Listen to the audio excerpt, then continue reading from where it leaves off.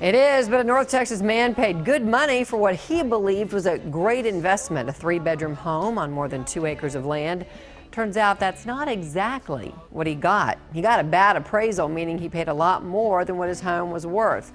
And then making matters worse, he can't even appeal it. And he could have taken really one simple step to make sure none of this happened. Fox 4's consumer reporter Steve Noviello shows us.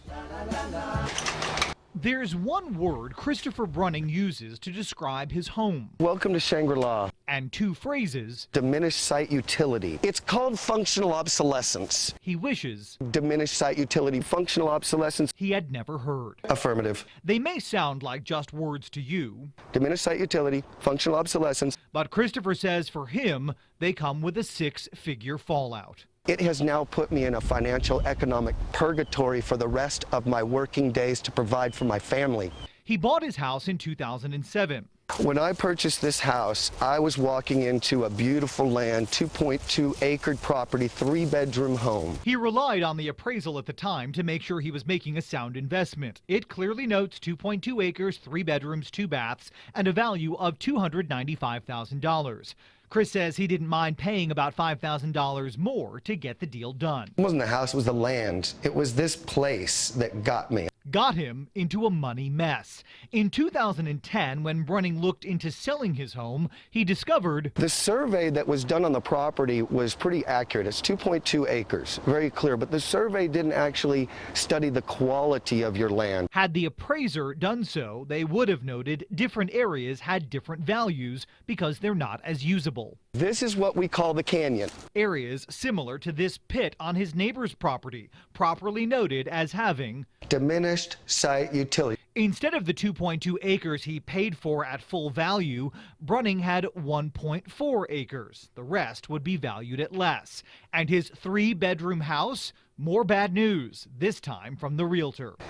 And that's when she said, this is not a 3-bedroom. It was the first time Christopher had heard that other phrase. Functional obsolescence. What was advertised and sold to him as a 3rd bedroom had a glitch in its floor plan function, which cuts it off from the rest of the house. The only way to get there is to either go through a master bedroom or go outside the house and enter either the front door, back door of the house or through the garage. That is not a bedroom. But not only was it appraised as such, take a look at the notes. Clearly stated, quote, no functional obsolescence. A second appraisal error with a $90,000 price tag. $210,000 is what this property should have appraised at as a 2-bedroom, 1.4 acre property with 0.8 diminished site utilities. So you paid too much for this place? I did, in a large way. Not $9,000, $90,000. Christopher complained to the Texas Real Estate Commission, where he would discover one final condition that would seal his fate. Sir, it's now 2010. Your statute of limitations is 2 years. Good luck with this. The appraiser was given a non-disciplinary warning and 4 hours of mentorship. Brunning tried to appeal his case. The Texas Real Estate and Licensing Certification Board has said no. The Texas Real Estate Commission has also said no. The Attorney General has also said no.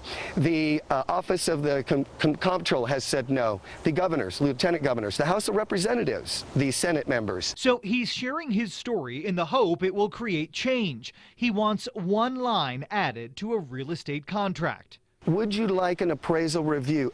Immediately.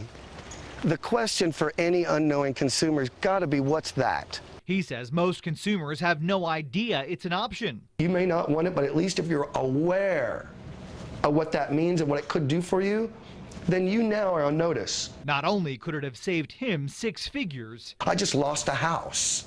But this land could have been the sanctuary he originally saw.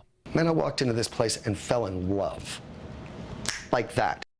Christopher calculated that damage model based not only on what the land and house were worth, but on the increased taxes he had been paying on that pumped up value for years. An appraisal review is currently available to anybody who wants one. It's just not presented as an option in writing at closing. The cost to have it done, $275 or 76 cents a month on a 30-year house note. More information about the process right now, fox4news.com. I'm Steve Noviello. That's my 2 cents. Spend it wisely.